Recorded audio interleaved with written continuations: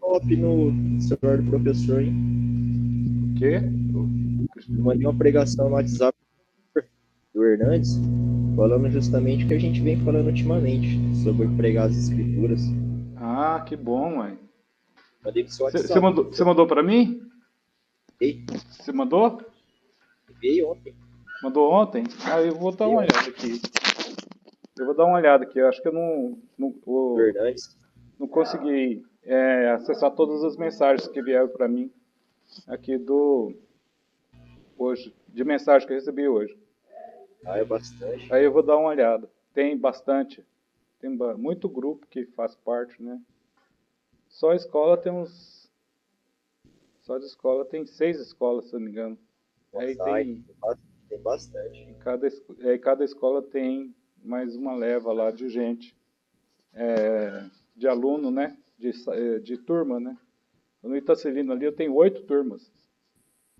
Tem que enviar as atividades, né? As coisas. Agora tem que fazer videoaula também, né? Aí não dá tempo mesmo. Hoje eu fiz. Hoje eu fiquei à tarde fazendo videoaula pelo Meet. Daí, vamos começar então? Quero avisá-los que a aula está sendo gravada e daí depois eu vou disponibilizar o link. Não vai ser para o público, só para quem eu mandar o link para rever a matéria. Eu postei um quiz, né? Acho que essa que é a pronúncia. Um quiz. São 4 perguntas. Eu mandei pelo Google Formulário. As perguntas lá são perguntas que são feitas em Enem, vestibular, sobre a história bíblica de Israel. Tá bom? Então, assim,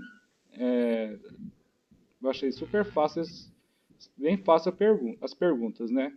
Então, mas aí o objetivo é pedir para vocês fazerem. Acho que eu devo ter postado no e-mail, devo ter feito o formulário em um e-mail institucional e-mail da Secretaria de Educação do Estado do Paraná. Então aí, se for por esse e-mail, que eu acho que foi que eu fiz, aí vocês não conseguem entrar. Aí eu tenho que transferir esse formulário para o e-mail, meu e-mail, Gmail, tá? E daí aí fica fácil.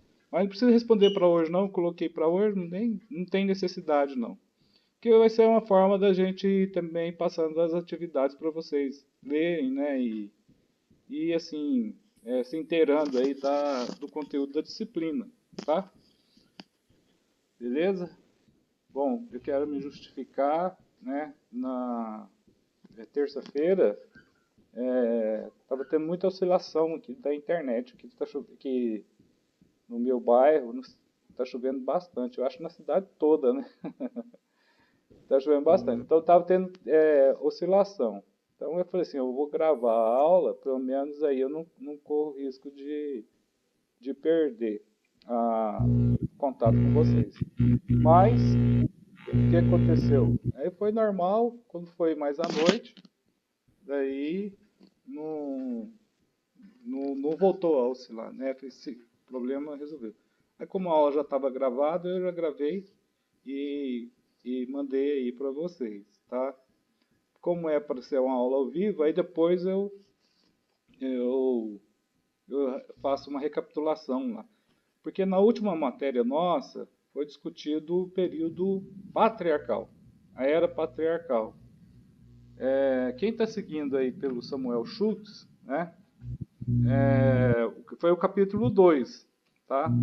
Esses slides que eu mandei é um resumo desse livro aqui, ok? Do Samuel Schultz, História de Israel no Antigo Testamento. Beleza?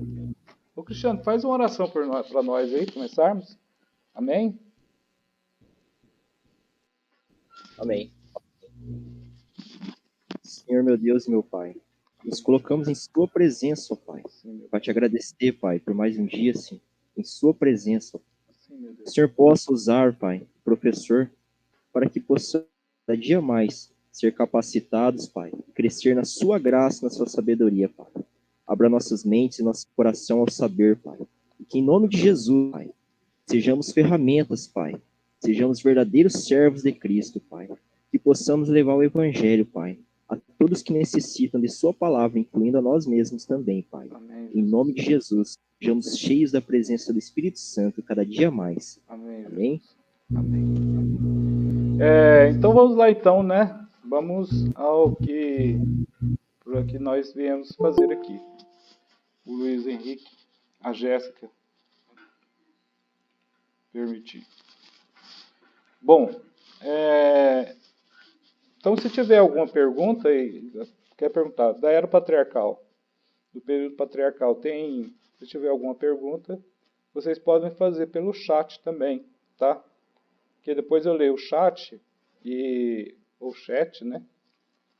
E daí eu respondo para vocês, se tiver ao meu alcance. Se não tiver, eu consulto e dou a resposta. Ok?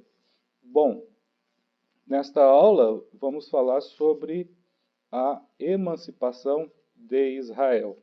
Quando Israel se emancipa, como consegue sair da escravidão no Egito e passa a ser um povo livre no deserto, lá no século XV antes de Cristo.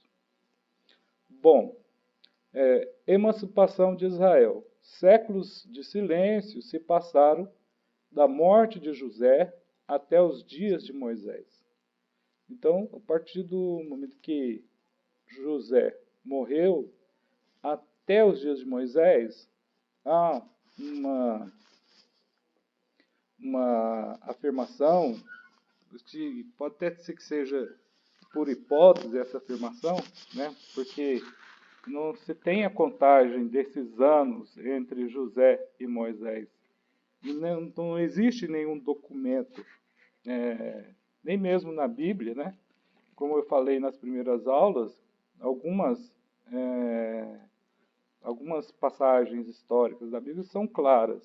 Outras passagens não são tão claras no sentido histórico, tá?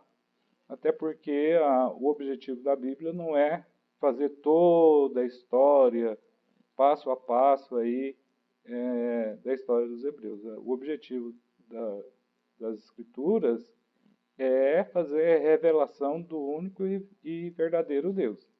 Então, assim, de um Deus que se relaciona com os seres humanos. E não é assim o Antigo Testamento narra a história, sim, mas não narra com todos os pormenores. Na falta desses pormenores, aí a gente fica sem informação, tá bom? Sem informação, assim, bíblica. A informação bíblica está lá, né? O que nós sabemos é que José, ele vai ser uma pessoa proeminente no Egito, a partir do momento que ele fez a interpretação dos sonhos do faraó, né? Primeiro ele havia feito as interpretações de sonhos de seus colegas, os companheiros lá de cela, enquanto ele estava lá preso, né?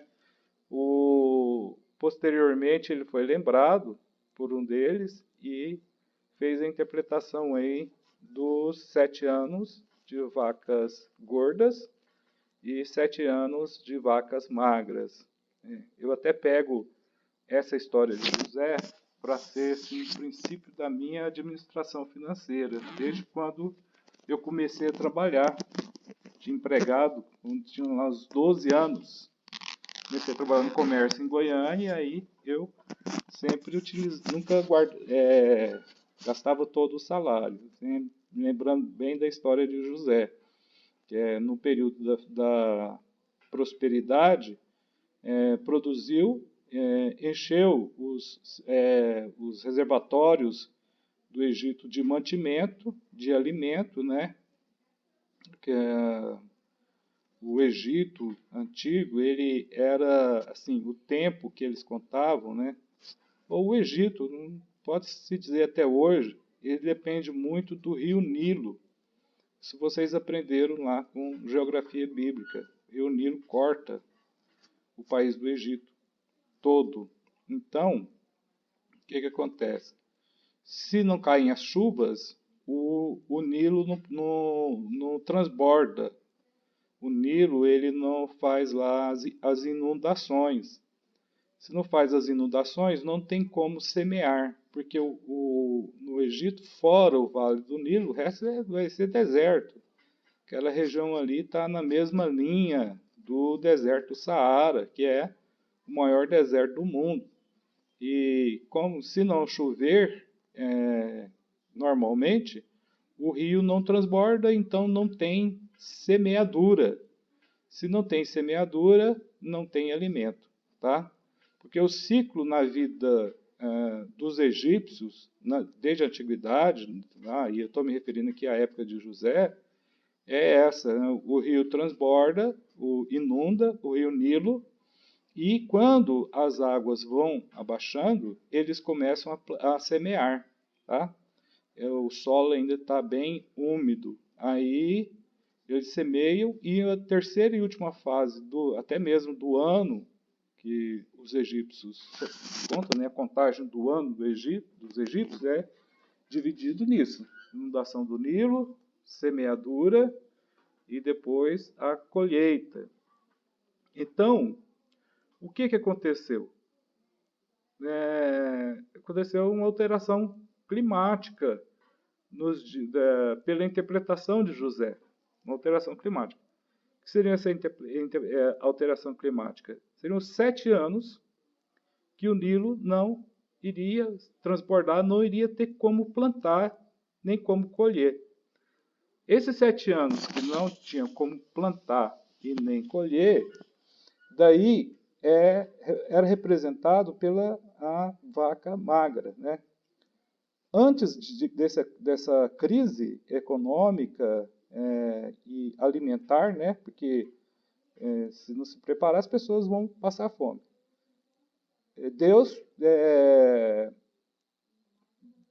José deu discernimento do sonho do faraó, dizendo que as vacas gordas seriam aqueles períodos que eles poderiam plantar e colher.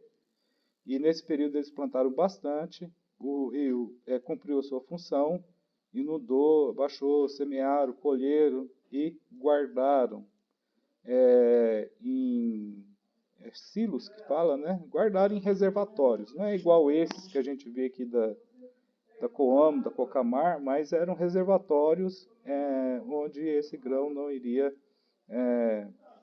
perecer durante esses 7 anos, né? Bom, e daí José, fazendo essa administração, tirando o povo do Egito de morrer de uma fome, né, de 7 anos, ele então é elevado aí a um posto de grande importância no Egito, né, chegando a ser aí a segunda pessoa após o faraó. Uma suposição do Flávio Joséfo de que esse faraó que estava no poder, ele fosse um faraó de linhagem, o descendente, né, descendente dos pastores nômades chamados Ixos, H-I-C-S-O-S, Ixos, que eram pastores oriundos da Ásia Menor, né, do norte da Mesopotâmia, do Fértil Crescente, norte do Fértil Crescente. Seja bem-vindo, Daniel. Fica no norte do Fértil Crescente, na Ásia Menor. Então, esses Ixos desceram por volta aí do século 18, 17, antes da Era Cristã, e conquistaram a Palestina, que era uma terra dominada pelos egípcios, tá? Palestina aí por muito tempo foi província do Egito. Eles conquistaram a Palestina, os Ixos, e depois eles vão e conquistam o norte do Egito, as terras mais de maior fertilidade no Egito, é o norte, né, que tem lá o delta do Nilo, que são 750 quilômetros quadrados de, assim, de terras boas, né, as melhores terras. Né? As melhores terras do Egito são as que ficam no norte. No sul, depende do Nilo e é muito seco, né? Já é um lugar seco. Diz que o pessoal da geografia divide esse norte como Baixo Nilo e o sul como Alto Nilo. O Baixo Egito e Alto Egito, tá? Só que sim, segundo ainda o Flávio Josefo, e o Samuel Schultz também vai fazer essa mesma colocação, os egípcios se organizaram no sul, como eles foram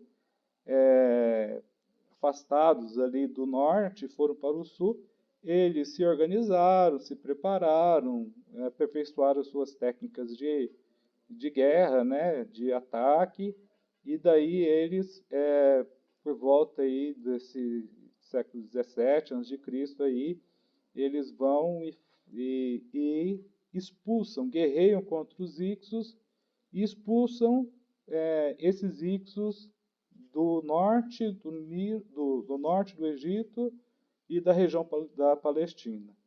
É a única vez na história que se fala sobre os Ixos, tá? Depois a gente não vai ter aí. Você pode ler no Flávio Josefo, vai citar, é o único trecho, que é o único livro que eu li que cita ele, e até mesmo os livros, os outros aí de história de Israel, vão citar essa história aí da presença dos Ixos. É bem provável, né, que o faraó tivesse, não que ele fosse 100% Ixo, mas que ele tivesse algum tipo de ligação, assim, ou de descendência, ou um pouco de sangue semita, porque os egípcios, eles são camitas. E que esse faraó viu com bons olhos o semita José, tá? José era um semita, um hebreu, né? Porque se é uma coisa que o egípcio nativo tinha de preconceito e que eles achavam para a religiosidade deles que era uma abominação, era o fato de ser pastor de ovelha. Para eles, o pastor de ovelha seria o mesmo do que, dentro do judaísmo, daquela pessoa que cuida de porco. Só uma comparação para vocês verem como que os egípcios repudiavam os hebreus.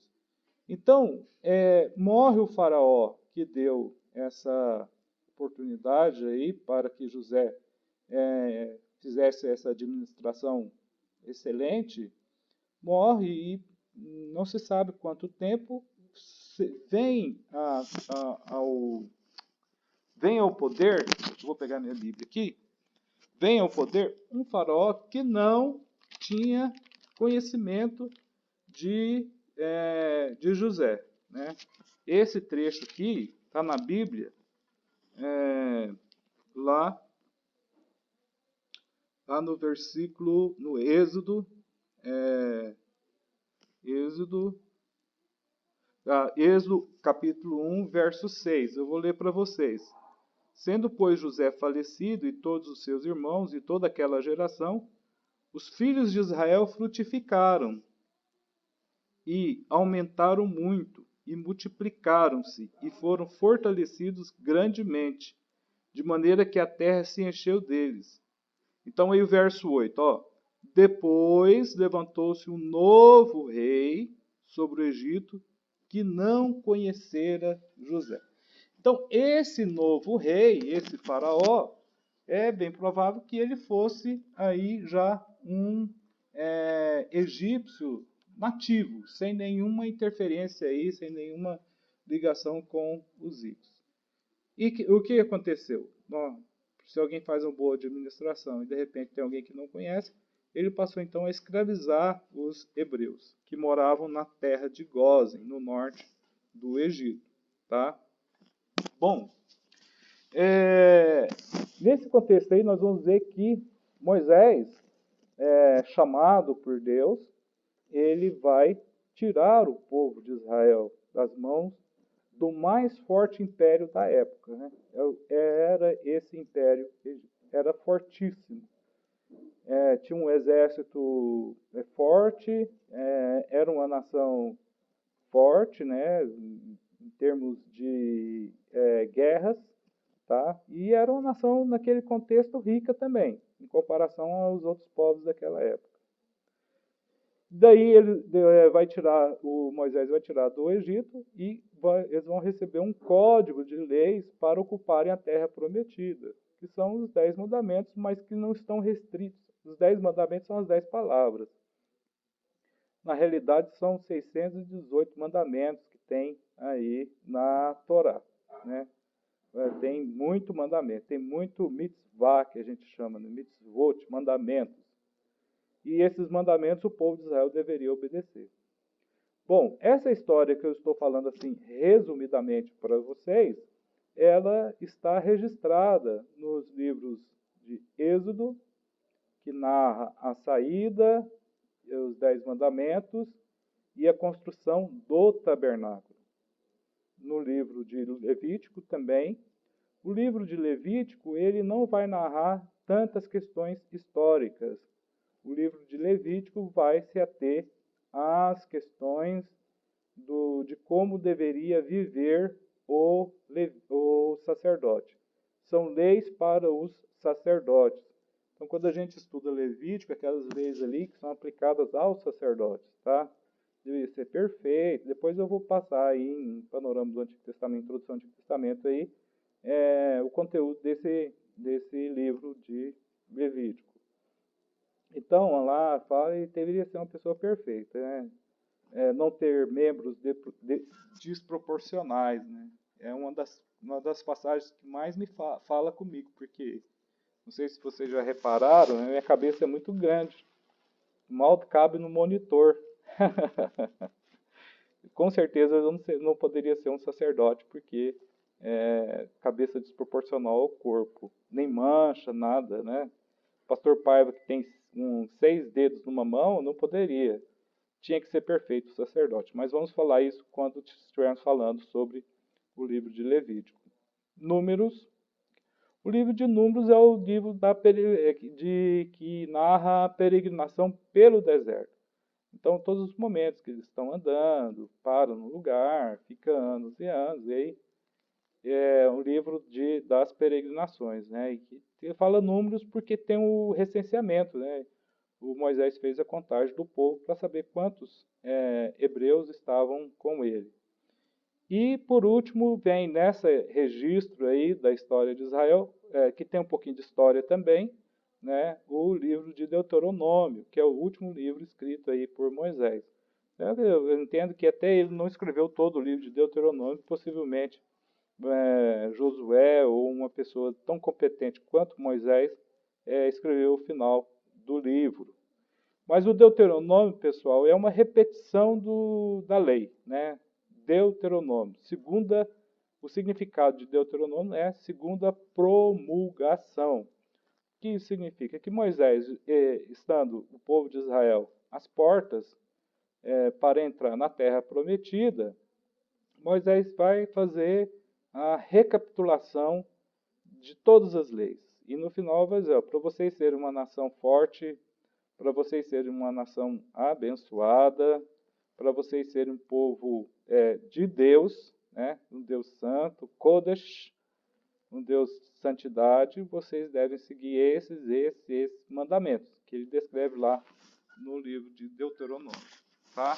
Então, esses livros aí que vão narrar a história da formação do povo judeu.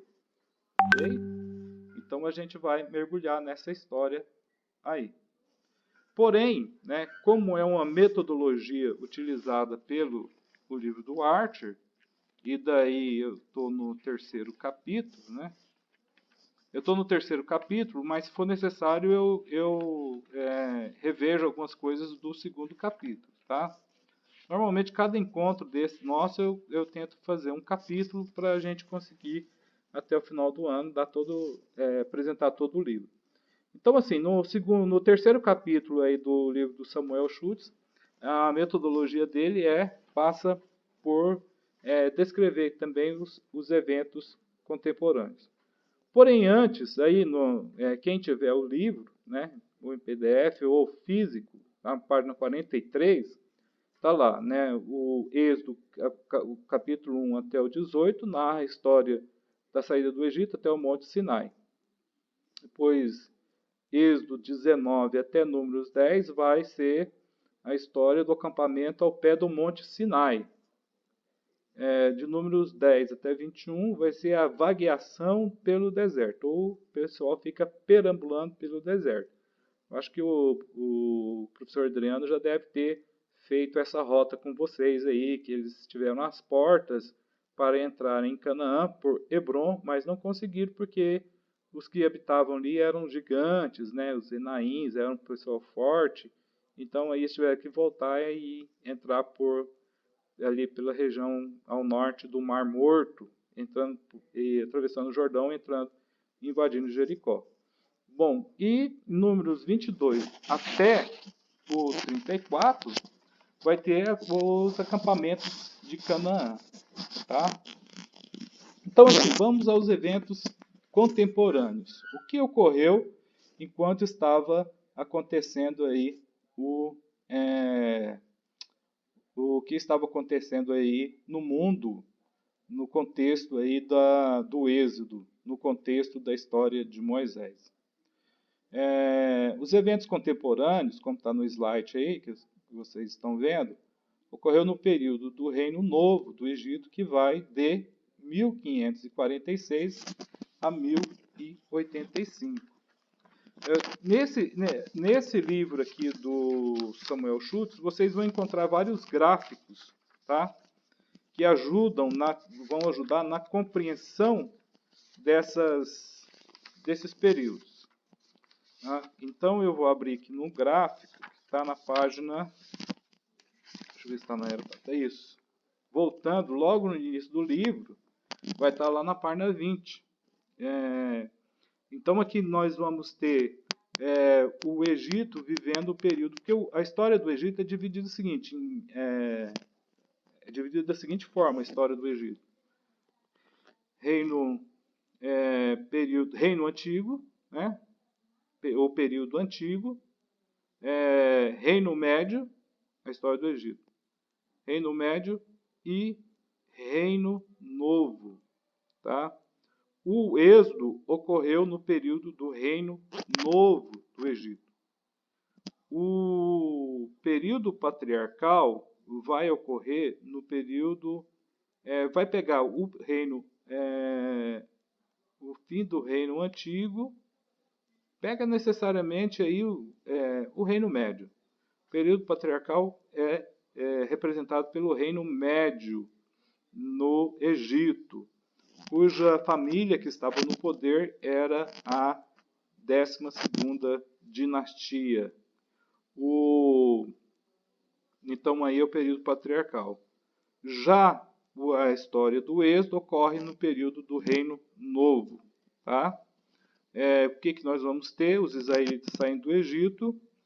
Nesse período do Reino Novo no Egito vai ocorrer a formação do antigo Império Hitita, né, que eu já venho citando aqui, a Batalha de Kadesh, que foi uma das batalhas mais famosas aí entre o Ramsés II e o líder hitita chamado Muatali. E nesta guerra não teve aí um perdedor e um vitorioso. Resolveram parar com a guerra porque não dava mais para continuar. Então nós vamos, nesse período aí, ver uma nação hitita muito forte, guerreando para conquistar contra os egípcios para conquistar o norte da Palestina. Também, nesse período, vai ter a existência do povo Mitanni. O povo Mitanni é que vai dominar a região da Mesopotâmia. Então, o reino que existe, que está dominando, que está mandando na Mesopotâmia, durante o período, aí, no contexto do histórico de Moisés, Josué e Juiz. Moisés e Josué e até mesmo os juízes. Vai pegar parte do período dos juízes. Quem está dominando a Mesopotâmia, a nação forte, são os mitânios.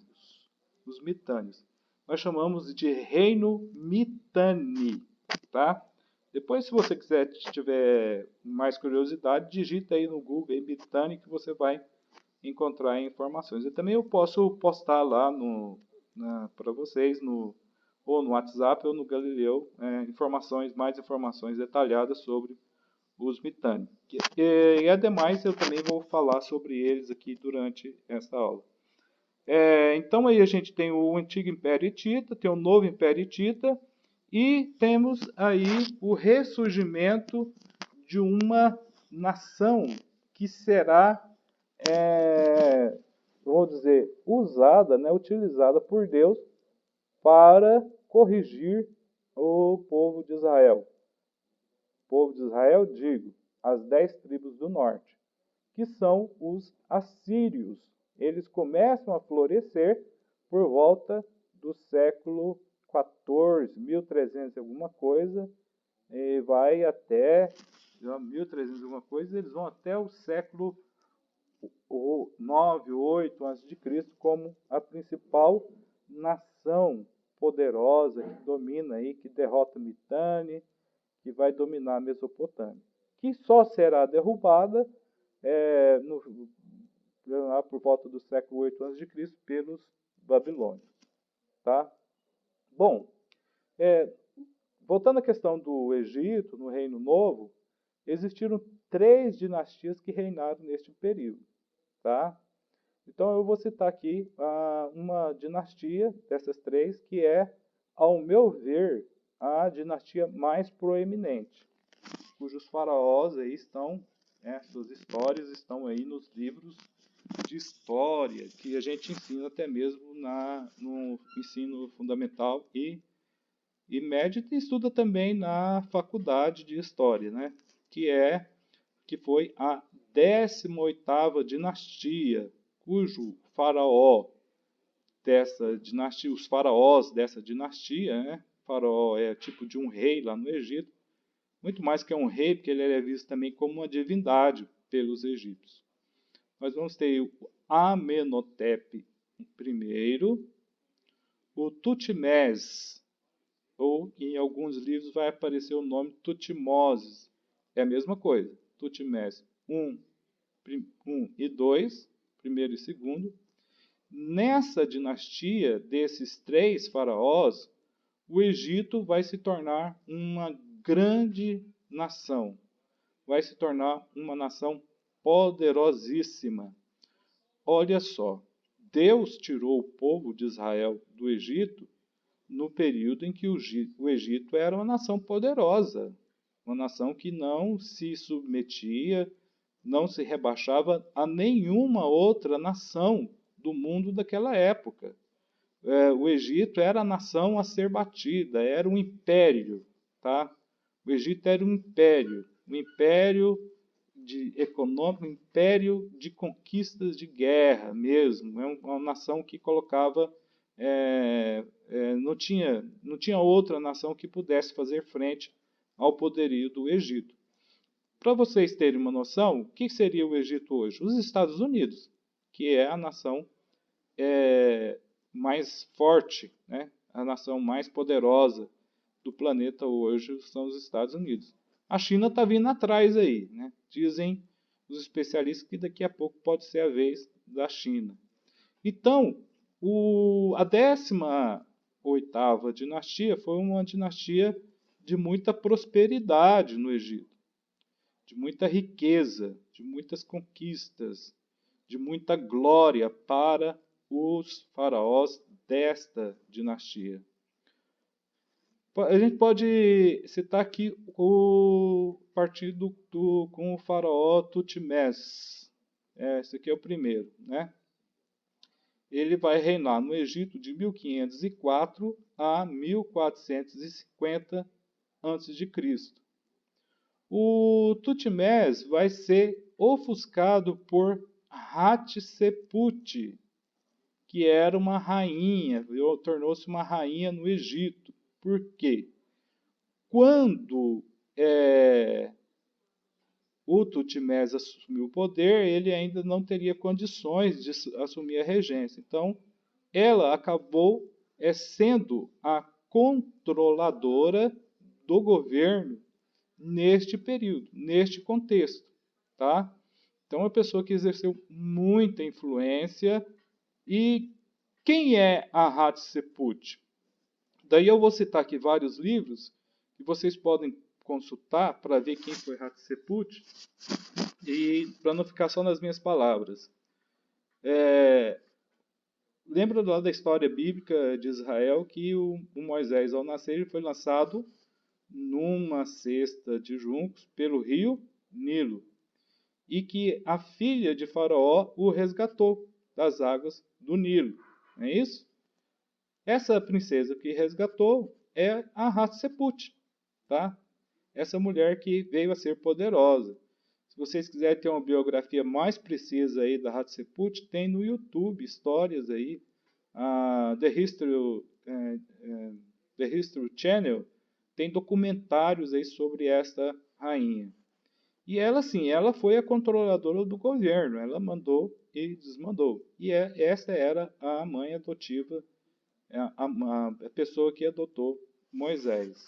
Então, logo, Moisés foi criado aí com esse pessoal da mais alta patente, da mais alto nível administrativo no Egito, né? Na época de Moisés, as melhores escolas eram as escolas egípcias, né? Eram para essas escolas egípcias, né, que os reis dos povos daquela época mandavam seus filhos irem se preparar para serem futuros reis e rainhas. Então digo, Moisés frequentou essas escolas, essas melhores escolas, onde estavam os futuros reis e rainhas, os futuros líderes das nações daquela época, tá? E Moisés, sendo um hebreu, sendo adotado, ele foi encaminhado para aquilo que existia de melhor para ele ter o preparo, né? Deus o preparou para o exercício aí do seu, posso dizer, seu chamado, sua vocação, a sua missão de tirar o povo de Israel da escravidão no Egito. Lógico, com Deus estando à frente. Então, a Hatshepsut era essa mulher, que ela influenciou bastante aí o Tutmés, tá? Bom, ao falecer, seu filho Tutmés III obteve a posse indisputada da coroa. Quando a Hatshepsut faleceu, ninguém disputou a coroa junto com ela. Hipoteticamente, né? Se ela era a mãe adotiva de Moisés, ela era a mãe também do Tutmés III. Então, logo, quem poderia disputar a coroa no Egito seria o Moisés, que eu acho que ele não assumiria porque ele era um semita, tá? E os egípcios, eles não viam com bons olhos os semitas, né? No caso aí, o hebreu Moisés. Então ele tem acesso, assim, sem grandes dificuldades ao trono. O Tutmés III, né, foi um grande líder militar. Olha só. Possivelmente esse é o faraó que Moisés vai enfrentar. Esse que era um grande líder militar. E vai estender o seu governo até o rio Eufrates. Então, no contexto do Êxodo, o Egito era uma potência. Conquistava, subjugava povos e mais povos, né, na pessoa do Tutmés III. E assim, você pega o Egito sendo uma nação poderosa, desde as terras do Egito até o rio Eufrates.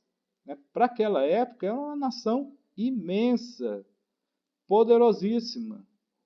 Bom, então o Tutmés vai alargar as fronteiras de influência do Egito nesse período aí. Depois do Tutmés III vieram os faraós Amenhotep II, depois o Tutmés IV. Este foi o Tutmés IV que mandou esculpir a esfinge. A esfinge, aquela esfinge que tem até hoje lá, que acho que o nariz caiu, né? Não tem um nariz, né? Que parece um leão deitado. E foi esse Tutmés IV que se casou com uma princesa mitânia. Olha os mitânios aparecendo aí, tá? Casamento na antiguidade, gente, até pouco mais aí, até 200 anos atrás, os casamentos dos reis é tudo arranjado, tá? Rei casa com rei, né? Princesas casam com reis, rainhas casam com reis, reis casam-se com rainhas. Por quê? Quando uma rainha, no caso aqui, sendo essa princesa Mitânia, se casa com o rei, o faraó Tutmés IV, é uma forma de garantir a paz no império, uma forma de não existir uma guerra, uma rivalidade entre os egípcios e os mitânios. Então, assim, na nossa mente, temos aqui um Egito que manda em Israel, que domina em Israel. O Egito domina em Canaã, né?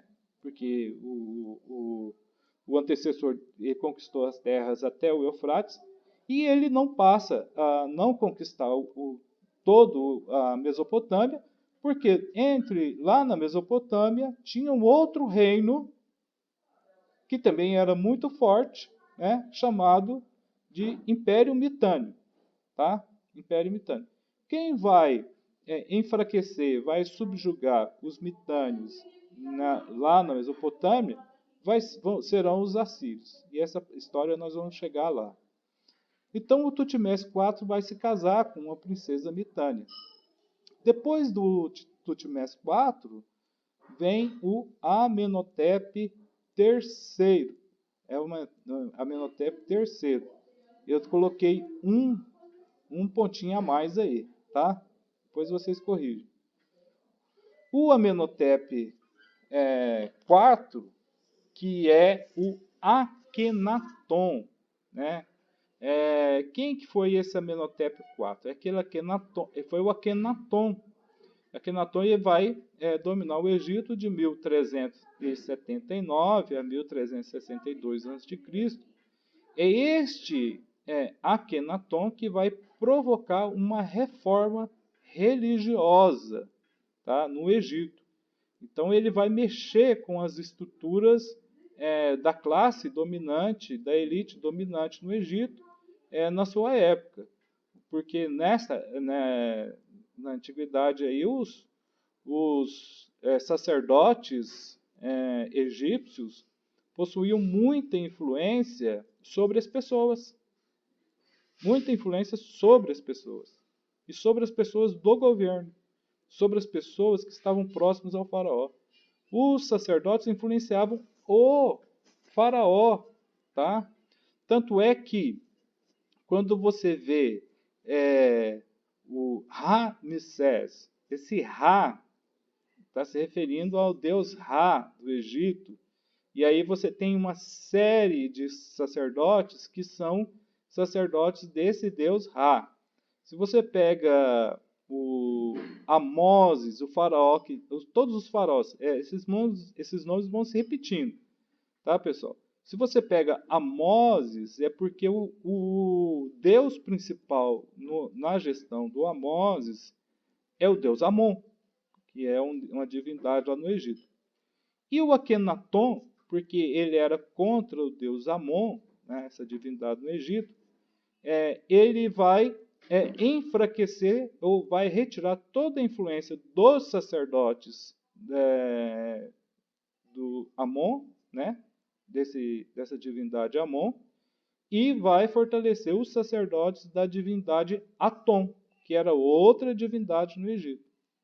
Então, quando ele tira o poder dos sacerdotes de Amon e coloca aí os sacerdotes de Atom em evidência, entre 1379 e 1362 a.C., o Akhenaton, então, vai provocar uma profunda reforma religiosa, porque ele vai banir da corte egípcia os sacerdotes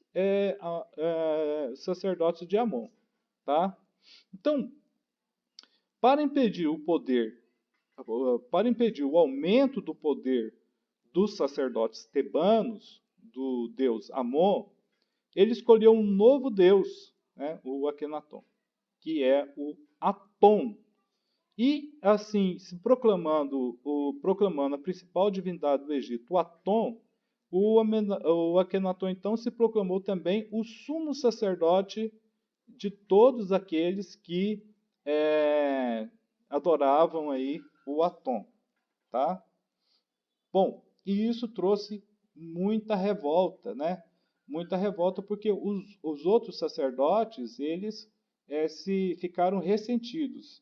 Eles saem, eles se ausentam da corte, ficam ressentidos, e isso traz, de certa forma, uma instabilidade de gestão de pessoas na época do Akhenaton.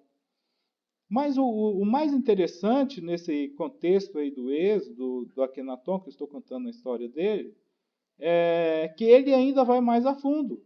Né? Os sacerdotes de Amon elegeram, na antiguidade, a capital do Egito, Tebas, que é uma cidade do Egito. Tebas. Então, como o Akhenaton vendo que Tebas estava dominado por esses sacerdotes de Amon, ele então resolveu escolher e mudou a capital do Egito. Saiu de Tebas e ele e ele passou por outra cidade chamada, hoje, se você olhar no mapa, hoje ela é chamada Tel El Amarna, ou Amarna. É uma cidade do Egito, e que lá o Akhenaton estabeleceu o seu trono. De lá ele começou a fazer a administração de todo o Egito. Tá? Então Amarna passa a ser então o recinto, o guardião do seu novo deus, que é o Atom. Só que o Akhenaton também morreu. Né? Todo mundo morre, o Akhenaton também morreu. Né? Ao morrer o Akhenaton, quem chega ao poder, quem vai assumir o trono do Egito, vai ser o seu genro, que vai subir ao poder, que foi o Tutankhamon. Né? Esse personagem é bem conhecido, Tutankhamon, que só obteve o trono após renunciar ao Atom e promover Amon como a divindade principal. Então, assim, o genro do Akhenaton só teve condições de ser faraó porque ele contou com a ajuda e a influência do sacerdote de Amon, que e fizeram um acordo. Caso ele chegasse ao poder, ele iria destituir o Atom como a divindade principal do Egito e iria elevar a principal divindade, Amon. Perceba pelo nome, Akhenaton, Atom, divindade principal, Atom.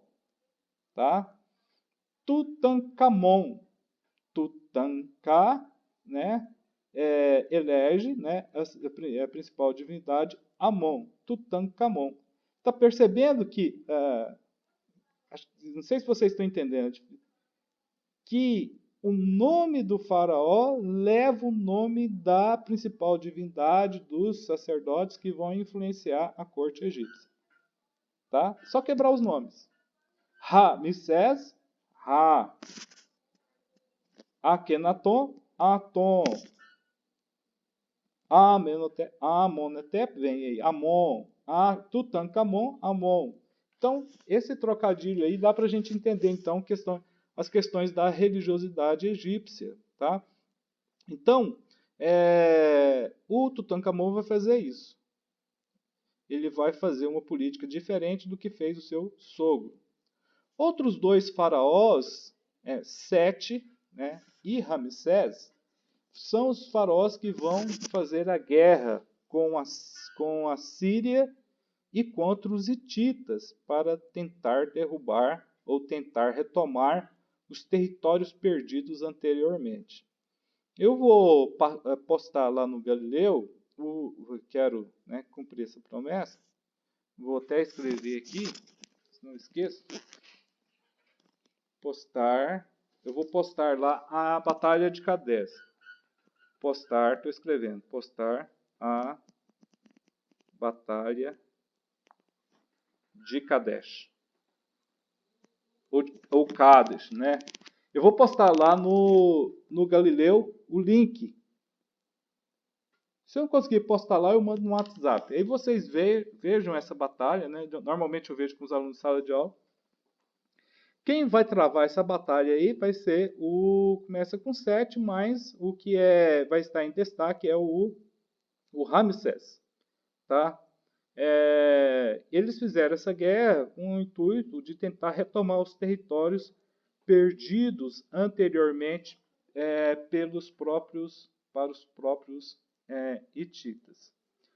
Pessoal, essa parte que eu acabei de explicar é a parte do contexto histórico, político, econômico do Êxodo, de Moisés, Josué e início do período dos juízes. Então, como eu vou falar sobre a religião, então eu quero perguntar para trás. Vocês entenderam? Entendeu, Cristiano? É muito nome, né? É muito nome. Não precisa decorar nada disso, tá bom? É muito nome. Como que é, né, professor? É ler e reler. Quanto mais estudo, mais eu vejo que eu não sei nada, só com o tempo. É muito nome a menatoma, mas faz parte. Então a gente tem. Mas a aula é muito boa. Estou acompanhando um pouco aqui pelos livros, pela Bíblia. Então, aquele livro que você mostrou na primeira aula, ele acho que tem uns gráficos lá mostrando esses faraós, Amenhotep, Ramsés, não tem? Um gráfico? Tem alguns desenhos aqui. Eu achei a parte. Eu tô na parte quem era filha de Faraó. Aí? Deixa aberto. Aí o Tô pessoal vendo. quiser um grupo depois do primeiro ano. Depois você tira uma foto e posta lá no WhatsApp da sala. Posso? Você faz isso? Porque aí todos nós podemos ler. Mas tem alguma dúvida, Cristiano, até aqui? Não, pode prosseguir a aula, professor. Daniel, tem alguma dúvida? Não? Beleza. Isso aí. Eu não vou comer não, que eu tô muito gordo. Eu tô querendo emagrecer. Eu já perdi 10 quilos já. Bom. Então esses 10 quilos vem pra cá, então. Hã? Esses 10 quilos seu vem pra cá. Mas eu cheguei nessa quarentena aí na balança, eu subi outro dia lá, 99,6. 400 gramas para chegar a 100. Aí eu falei, não aceito isso não. Aí eu vim derrubando. Última vez que eu pesei, eu estava com 89. Eu quero baixar para 80. Tô com 105 quilos. 105? Mas você é bem maior do que eu. Eu tenho 1,78 m. Eu tenho 1,75 m. Você tem bastante músculo também. Tô bem forte. Pesa. Vamos ver aqui. Deise. Ô, professor, aproveitando, esse trabalhinho que você passou. Então, eu coloquei fiz o grupo formulário, é um quiz, tá? São perguntas concernentes à história bíblica de Israel. E as perguntas que tem lá são perguntas que eu tirei que caem no Enem e no vestibular. É pergunta de conhecimento geral só sobre a história de Israel. São perguntas fáceis, não Não tem problema se... Eu quero... Como alguém mandou para mim, não sei se foi você, que não estava conseguindo abrir, tá? Ah, O que é que eu vou fazer? Vou transferir o formulário que está, né, que eu creio que está no meu e-mail da Secretaria de Educação do Paraná, e vou transferir para o meu particular, que é o Gmail. Se eu alinhar o formulário ao meu e-mail, aí vocês conseguem ter acesso. Se não conseguir ter acesso, manda um e-mail que eu cadastro lá no formulário e cai no e-mail de vocês e fica fácil. Mas vou tentar resolver esse problema aí, tá bom, Daniel? É só um é- quiz. É só para a gente ir aquecendo as turbinas aí. tá bom, professor. É, Mas você, tá bom.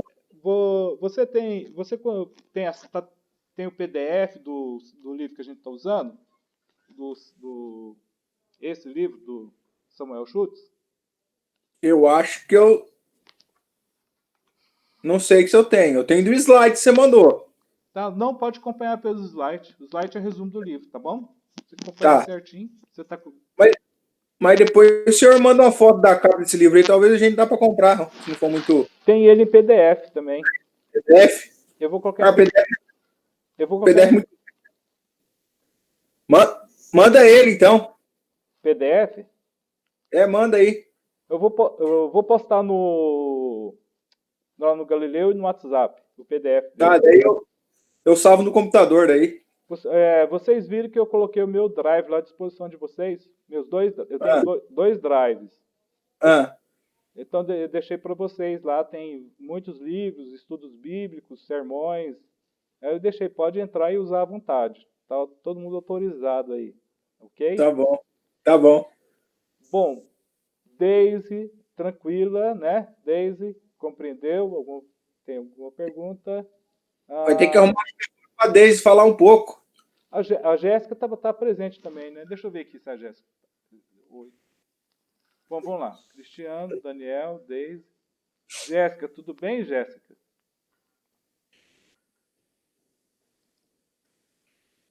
Entendeu, Jéssica? Com dúvida? Marcos Antônio, o Matoso, o herdeiro lá do Ângelo. Entendido? Até aqui? Ô, professor, tá tudo tranquilo. Estamos acompanhando aqui. Tá bem explicadinho? Quer que eu seja mais... Porque vocês Não, dão nome. a gente está acompanhando aqui. Então tá. Então vai Tá tudo acompanhando certo. aí. Tá? Então vamos passar para a questão da religião. Eu vou pedir só Luiz Henrique. Luiz Henrique mandou uma mensagem aqui. Tô sem áudio nesse notebook, mas tá tudo certo. Então tá bom. Vamos falar então sobre a religião do Egito. Vocês percebem que essas aulas à distância elas rendem bastante, tá? Dá para dar bastante conteúdo. Bom, fora isso, eu vou deixar gravado e vou passar o link para vocês, porque depois vocês podem estar ouvindo, né? Outras vezes. A religião do Egito. Então é importante a gente entender a religião do Egito para nós entendermos a própria natureza do Êxodo, tá? Como que era a religiosidade dos egípcios na época da escravidão do povo de Israel lá no Egito? Os egípcios eram politeístas, tá? Isto é, eles tinham várias divindades, eles adoravam vários deuses. E esses deuses, eles eram tirados assim da natureza, né? Então eles viam o Nilo era um deus, uma divindade para os egípcios. Os pássaros também eram divindade para o Egito. Tem um pássaro que só tem lá, que eu ouvi falar que só dá lá na região do Egito. É um tal de Isis ou Ibis. Eu vou confirmar se é Isis ou Ibis. É um pássaro e esse é uma ave e ele era uma divindade lá para os egípcios, né? Sem dizer também que eles tinham o Horus Falcão, que era um deus que tinha a aparência de um falcão, de um pássaro. Falcão é um pássaro também. E animais, eles adoravam também animais. Isso é muito parecido com a religião egípcia, é muito parecido com a religião lá da Índia, o hinduísmo, que adora tudo quanto é tipo de animal, adora o rio, né? E eles adoravam, e os egípcios, até mesmo o rio. Além disso, os egípcios também tinham divindades cósmicas, personificadas pelas forças da natureza. Olha, gente, se a gente vê o Egito que tem as questões da natureza como divindade, tal como o Nilo, que é um deus para eles, uma pessoa, o faraó, era uma divindade para os egípcios. O sol, a lua não. O sol, a lua eram divindades, as forças da natureza, dia ou noite, era visto como uma divindade para eles, tá? Quando a gente pega essa ideia de religião ou da religiosidade politeísta, quando eu falei lá de Atom e Amon, ele é a divindade que é principal. Eles criam em vários outros deuses, tá?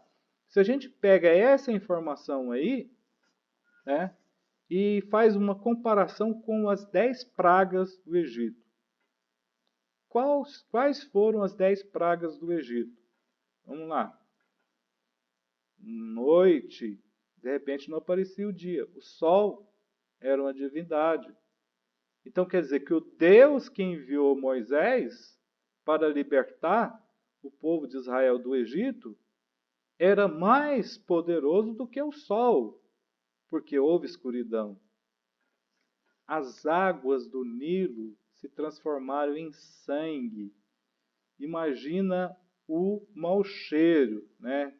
Imagina, eu vou falar igual o goiano, imagina a caatinga do Nilo que havia se transformado em sangue. E o Nilo era um deus para eles adoravam o Nilo. Oh, Nilo, abençoa Nilo, os filhos, meus filhos, ficava lá, adorando esse tipo de Deus. Até hoje eles adoram o Nilo, né, pastor? Como é que é? Até hoje? Até hoje. Assim, o Egito é muçulmano, né? Os muçulmanos são muçulmanos. Mas tem religiões menores no Egito que acabam fazendo esse tipo de idolatria, tá? Bom, então, você vê a praga de gafanhotos, não tem controle. E por último, você vai ver que o Deus de Moisés, o Deus que se revela na Bíblia, o nosso Deus, o único e verdadeiro Deus, ele ele permitiu que o anjo da morte fosse lá e matasse o primogênito do faraó, que seria o futuro faraó. Então, o Deus de Israel é mais forte do que os deuses dos egípcios, tá? Então, os egípcios tinham essas divindades, eram divindades aí que eles viam na natureza. E quando o Moisés chegou lá e falou assim, falou, mas quem é o seu Deus? Eu sou, né? Eu sou, o Senhor me enviou, eu sou. E assim, teologicamente falando, eu entendo que, procurando entender os desígnios e os propósitos de Deus durante as 10 pragas, o que a gente pode ver ali é que na primeira praga o faraó já amoleceu seu coração. Mas Deus endureceu o coração. Por que Deus estava fazendo isso?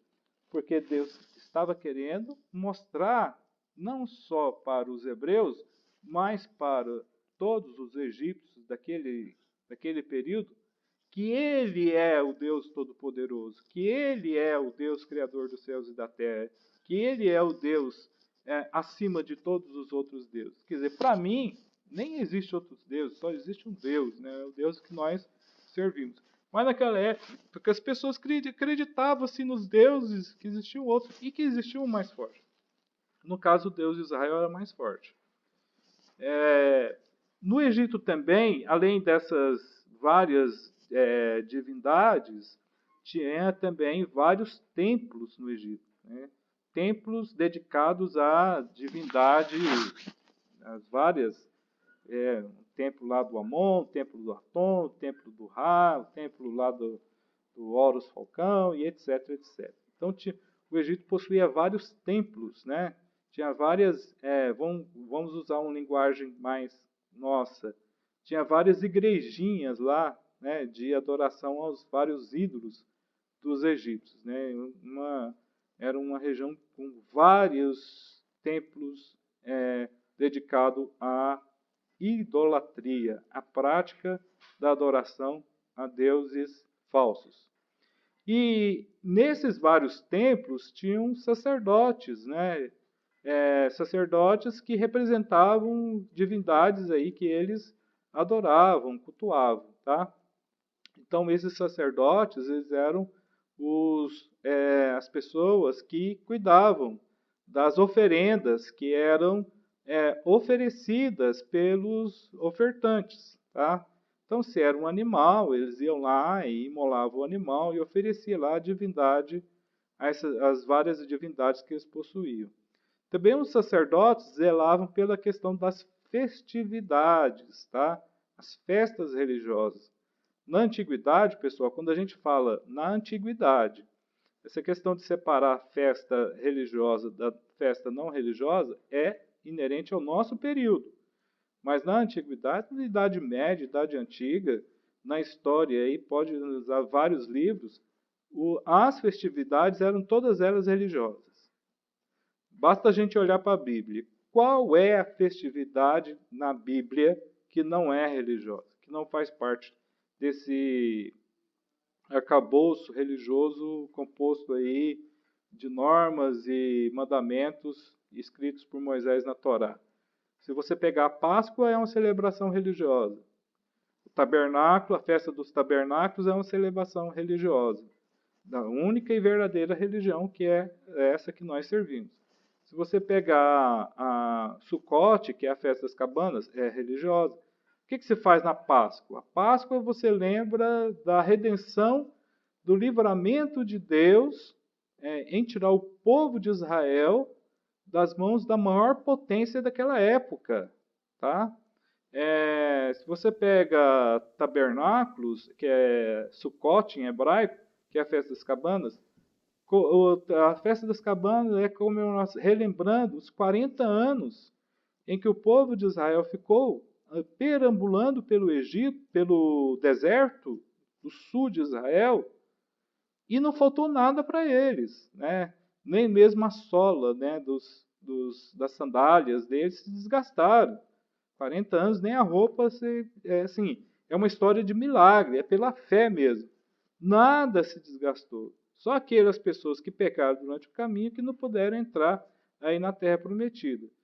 Só entraram aí Josué e Caleb. Mas, então, na antiguidade, as festividades eram religiosas. Isso não era diferente no Egito. Os rituais, todos eles, eram ritos das religiosidades egípcias. As cerimônias também de adoração eram cerimônias para cultuar aos vários deuses. Tá? Então tinha vários templos e tudo girava em torno da religião egípcia. Tudo que afetava o bem-estar do homem era tido como um deus. Tá? Tudo que afetava o bem-estar do homem era tido como um deus.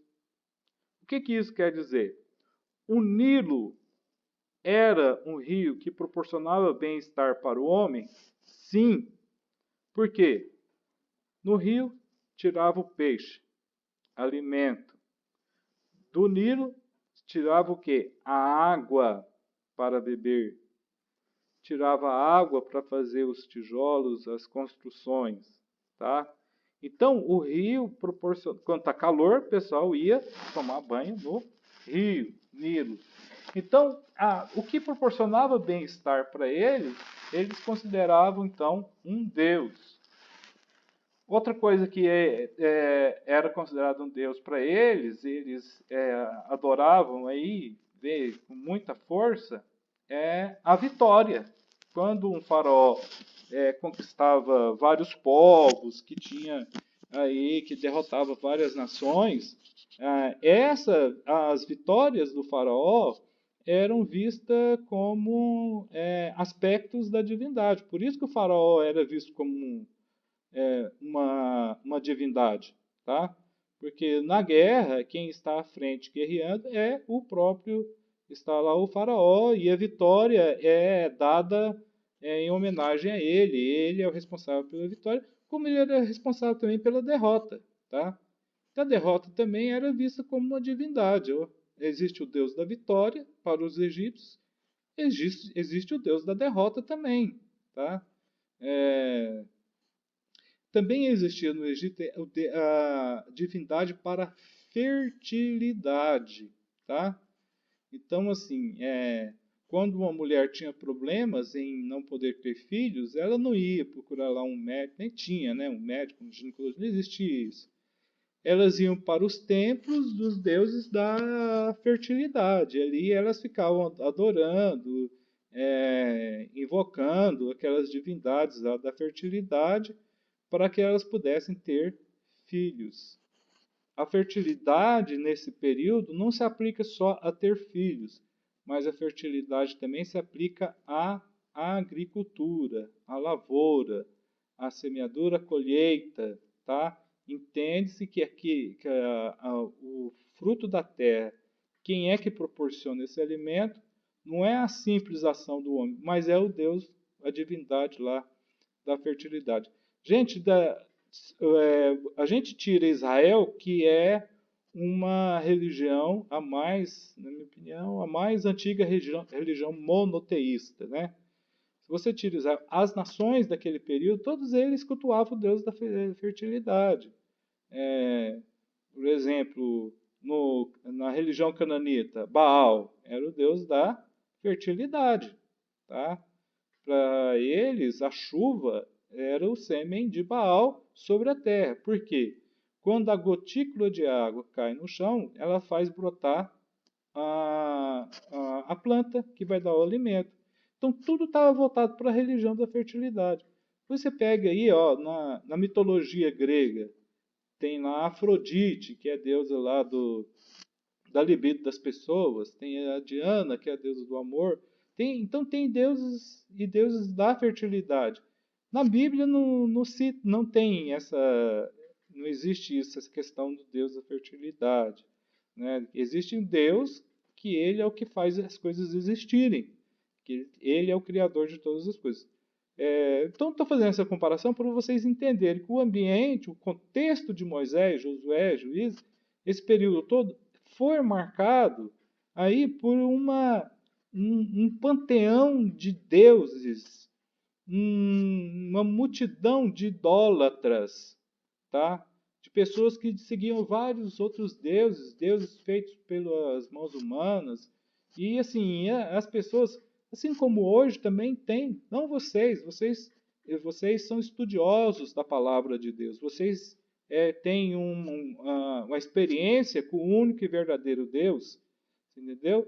Mas as pessoas que não têm, elas vão inventando seus deuses, tá? Em 2016 eu fui a São Luís do Maranhão, não sei se alguém que conhece São Luís do Maranhão. Eita lugar para ter Deus, hein? Eita lugar para ter Deus com letra minúscula. Terra de idolatria. Terra de muita idolatria. Lá reina a macumbaria, a candomblé. Então, quando eu fui fazer visita lá no determinado bairro em São Luís do Maranhão, que eu passava nas casas assim, os altares aos deuses eram assim, as salas ficavam cheias de imagem lá do candomblé, né? De deuses do candomblé. Então, gente, então as pessoas vão inventando e acabam seguindo, acabam adorando, achando que aquilo vai fazer alguma coisa com ele. Não vai fazer nada, tá? Porque nós sabemos que aquilo tudo é falsidade. Só existe um Deus que é verdadeiro. Porém, na antiguidade, isso aí era uma coisa muito forte, estava impregnada no povo. Então, eles adoravam aí deuses da derrota e da fertilidade também, né? Tinha Deus para tudo. Pega lá na mitologia grega, Baco. O Baco é o deus para quê? O Baco. Do vinho, né, professor? Do vinho. O deus das águas aí, do mitologia grega. Poseidon é o deus das águas. O deus das tormentas, que vai atormentar. Hades, né? O Hades. O deus que está no mais profundo do submundo do Hades. O Tártaro. Aí você vai tendo deuses aí. Dá para. Você já leu livros de mitologia grega, Cristiano? Ou você gosta de God of War? Antes de se tornar cristão, eram os filmes que eu assistia quando eu era criança. E Filme que passava à tarde. O meu filho conhece tudo isso aqui, mas ele conhece porque tem um joguinho chamado God of War de PlayStation, que é toda divindade, toda a mitologia grega. Eu conheço pelos filmes. Preciso assistir esses filmes. Eu também conheço pelos filmes. Bom, porque, deixa eu fazer uma pergunta, professor. Pelas pessoas ter tantos deuses pagãos, né? Que Deus deu os 10 mandamentos, as tábuas dos 10 mandamentos a Moisés, lá tá, né? Não adorarás outros deuses. Porque as pessoas tinham um Deus para cada coisa, né? É mais Deus do que pessoas, praticamente, quase. Mais Deus do que pessoas. Então, pessoal, então o Egito era assim. Tá bem pequeno esse slide, né? Mas eu vou ler aqui, ó. A proeminência de qualquer divindade dependia da política. Então, um deus, para ser o principal padroeiro dos egípcios, dependia muito da questão política. Por exemplo, se era um faraó adepto do Amon, então aí o Amon se tornava o padroeiro lá, o principal deus do Egito. Se era o Atom, aí então vinha lá os adoradores do Atom. Tá? Os egípcios também criam numa vida após a morte. Isto é visto nas construções das pirâmides e nos túmulos reais. As pirâmides são miquelinos, degraus, não lembro o nome agora delas. As pirâmides é jazigo de faraó, tá? As pirâmides são jazigos de faraó. Os faraós eram enterrados lá. E assim, quando eles eram enterrados lá, eles colocavam riqueza, ouro e comida para esses faraós.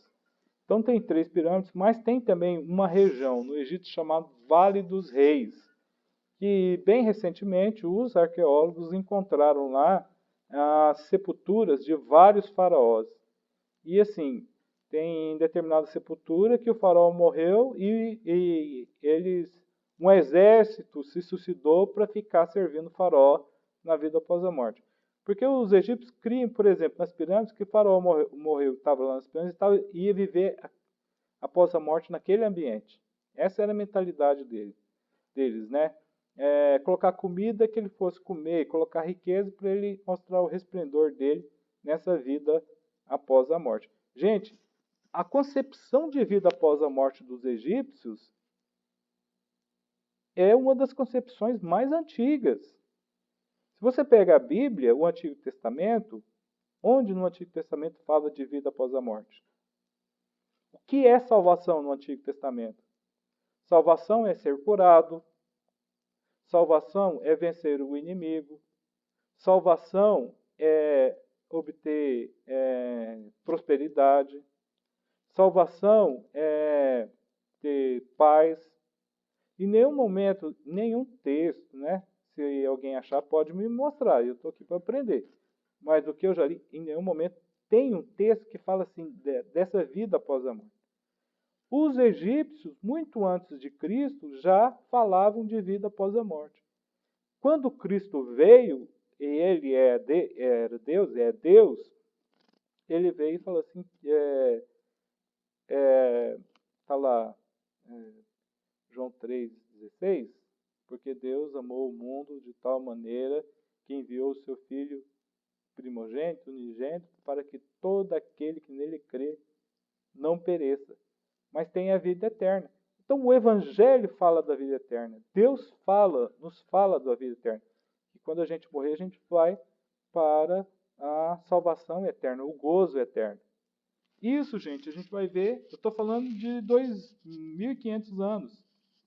1.500 anos depois, aí Jesus vem falando aí da vida após a morte. Os que servem, que creem em Cristo, têm vida eterna. Aqueles que não seguem, não aceitam, têm a morte eterna. Então, os egípcios tinham aí os seus túmulos reais porque eles criam que existia uma vida depois que eles morriam. Tá? Também os egípcios praticavam tolerância religiosa, o que explica a quantidade de deuses desse povo. Então, eles eram extremamente tolerantes com as religiões antigas. Eles não obrigavam ninguém a seguir a religião deles. Então, acabava com o seguinte, que a tolerância muitas vezes provoca o quê? Sincretismo. Então, cada povo que ele ia conquistando tinha sua religiosidade, entrava em contato com a religiosidade egípcia e aí ia formando essa mistura de religião. A mistura de religião, de ritos religiosos em cada religião, aí nós chamamos de sincretismo. Essa palavra é mais atual. Mas o fenômeno, mistura de deuses e elementos religiosos das religiões, nós chamamos de sincretismo. Tá? Tem muito sincretismo em muitas igrejas, né? Tem igrejas que fazem mesa branca. Mesa branca é uma prática do candomblé. Então, pessoal, afasta aí das igrejas que não ensinam as escrituras. A igreja deve ensinar a Bíblia, né? E não rituais de mesa branca, nomenclatura para para determinadas entidades demoníacas, que para determinados pregadores parece mais uma entidade. Porque você vai ouvir a pregação dele, ele fica 2 horas falando de uma entidade demoníaca e nada sobre Deus e nada sobre as Escrituras. Então, esse tipo de conduta, esse tipo de pregação, ao meu ver, deve ser combatido só pelas Escrituras. Então, assim, muito importante a gente entender essa história de Israel, esse que eu fiz hoje, esse contexto, porque na hora que nós formos pegar aqui a mensagem de Moisés, ele vai falar, e Deus vai falar para Moisés o seguinte: olha, eu quero que o meu povo seja Kodesh, seja santo. O que é ser santo no período de Moisés? É ser diferente de tudo isso que eu falei para vocês até agora. Eu estou aqui 1h23 falando dessas porcariadas que eram praticadas no Egito, e daqui a pouco eu vou fazer, Deus quer que nós sejamos santos. Santos como? Diferente de tudo isso aí. Né? Diferente, né? Diferente em todos os aspectos. Aí reside a santidade de Deus. Até porque Deus é diferente. Deus não é como o Ra, o Horus Falcão, o Faraó, o Baal, Astarote, o Baco, o Hades, o Zeus. Nada disso. Deus é santo. Ele é diferente. E pelo fato dele ser santo, ser diferente, ele exige que o seu povo seja santo. Sede santos como eu sou santo. Isso está na Bíblia, né? Está na palavra de Deus.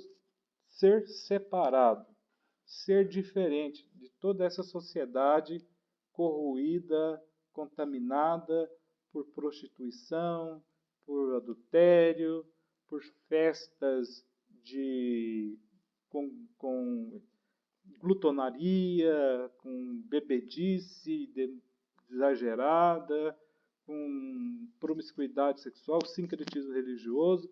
Então, que Deus não quer nada disso. No Antigo, a história de Israel vai nos mostrar isso aí. Deus não quer nada disso. Deus quer que sejamos santos. Está lá no Antigo Testamento? Não, é hoje também. Deus nos chama para sermos o quê? Santos. Separados. Tá? Separados. Né? Para Ele. Para o serviço dEle. Deus chamou Israel para o serviço dEle no meio de um povo totalmente corrompido. No meio de nações totalmente corrompidas aí por vários deuses e deusas. Tá? Pessoal, então, eu vou recapitular. Na aula de hoje, eu falei sobre... foi fazer o contexto histórico do período de Moisés, do Êxodo. Então, eu dividi a aula em 2 aspectos. Primeiro, eu discuti as questões políticas, econômicas, do poderio do Império Egito. Foi a primeira divisão da aula, no primeiro momento. Nesse segundo momento agora, eu falei só sobre a religião do Egito. Sobre a questão da religião do Egito, do que foi exposto. Tem alguma pergunta, alguma dúvida, alguma colocação? Você pode abrir o seu microfone e falar, ou fazer pelo chat. Eu quero fazer um comentário, só, pastor. Pode falar, Marcos. O pastor falou dos deuses, né? E é importante ressaltar que o ser humano, ele sempre está buscando um Deus para adorar, né? Não é o Deus verdadeiro, que criou os céus e a terra. É um Deus que eles acabam criando. E assim, até nos dias de hoje, né? Às vezes as pessoas adoram um filho, uma mãe, Um pregador, um pregador, uma profeta. uma profeta. E eu também quero dar o pastor falou das igrejas, né? Hoje fazem muitas coisas que eu tenho certeza que não agradam a Deus. E um dia eu fui num culto e começaram a adorar a fundadora da igreja. Isso. E aí eu peguei e saí no meio do culto. Né? E é assim, é uma igreja bem conhecida no Brasil. Então que a gente, como futuros ministros da palavra de Deus, eu creio que nós já somos, né? Uhum. Mas se Deus for a vontade de Deus, que um dia a gente estiver à frente de uma igreja, que a gente venha fazer o que é correto. Então, outro dia, Marcos, eu fui numa igreja e o pastor falou com todas as letras, por mais de uma vez, que ele, naquele rebanho que estava ali, ele era a maior autoridade sobre a vida de todos os irmãos crentes que estavam ali, era até mesmo maior autoridade do que a Bíblia. Eu falei assim, não, isso não serve para mim. A maior autoridade sobre o cristão é a Bíblia, não é o pregador. Então daí não serve, não voltei lá. Ele pregou, fugiu da maionese, não. Minha autoridade é as Escrituras. O que deve ser a autoridade sobre a nossa vida são as Escrituras Sagradas. Né? O que nos conduz a Deus, e temos a alegria de servir a Deus, é que a Bíblia que é o nosso norte, a nossa bússola, a nossa regra de fé e prática. Então eu abandonei a igreja pouco antes de terminar, exatamente porque eu não concordei com essa baita heresia. Dizer que o pastor tem mais autoridade do que a Bíblia. Isso é o catolicismo, prega isso. O Papa tem mais autoridade que a Bíblia. E a gente não concorda com isso.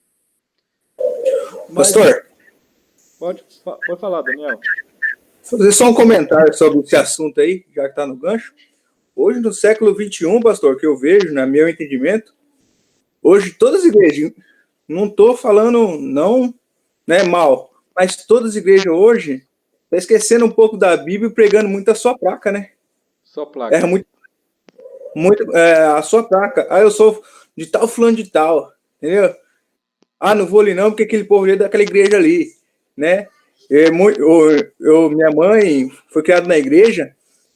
Quando ela estava viva, ela contava pra gente que tinha uma união grande, que em Jussara era tudo unido. Uma igrejinha na outra, hoje não. Tem aquela divisão.